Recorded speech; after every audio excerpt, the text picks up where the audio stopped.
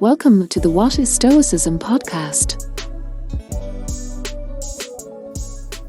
In this episode, I hope to provide you with a simple understanding of what Stoic philosophy considers to be good, what it considers to be bad, and what it considers to be indifferent. This can sometimes be cause for confusion, and it certainly took me a little while to get my head around it, so I think it's worth covering. The Stoic view is that the only true good in life is virtue. Virtue comes in four forms: wisdom, courage, justice, and temperance.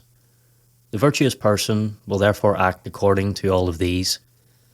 The only true bad in life, therefore, is the corruption of virtue, otherwise known as vice.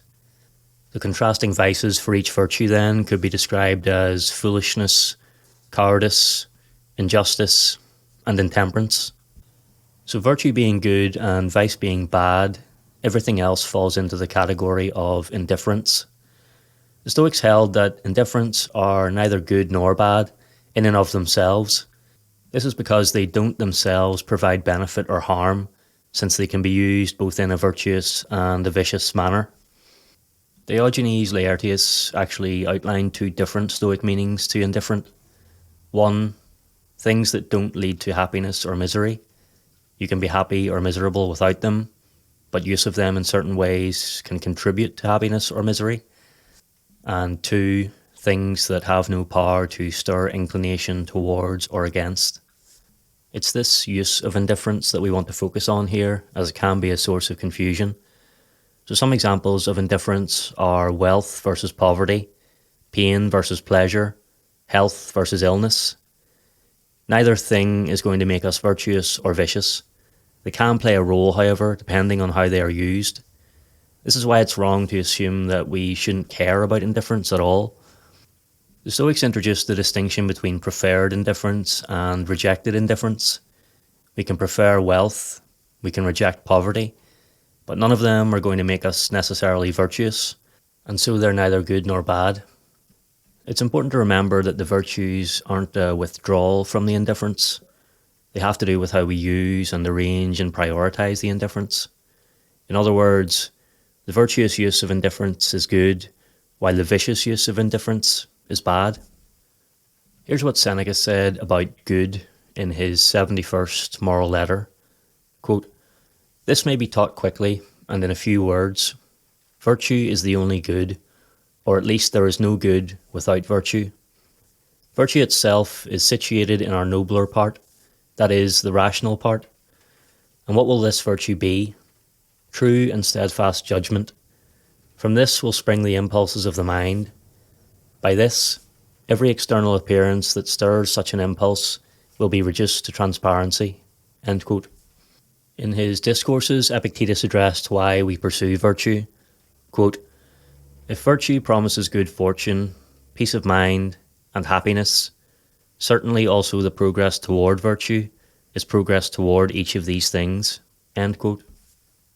Addressing what is bad in his 69th moral letter, Seneca says the following, quote, "There is no evil that does not offer inducements. Avarice promises money, luxury, a varied assortment of pleasures, ambition, a purple robe and applause, and the influence which results from applause, and all that influence can do.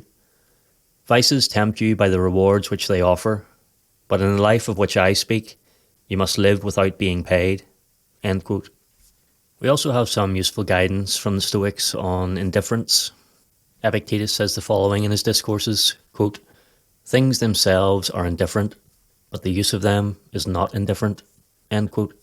While Marcus Aurelius in his Meditations says, quote, "Some things nature is indifferent to. If it privileged one over the other, it would hardly have created both. And if we want to follow nature, to be of one mind with it, we need to share its indifference." End quote.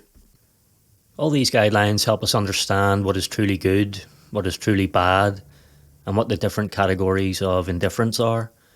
But how can we use this information in our everyday lives?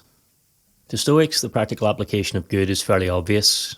We should be guided in our thoughts and actions by the four Stoic virtues. As is the application of bad, we should refrain from thoughts and actions that corrupt the Stoic virtues.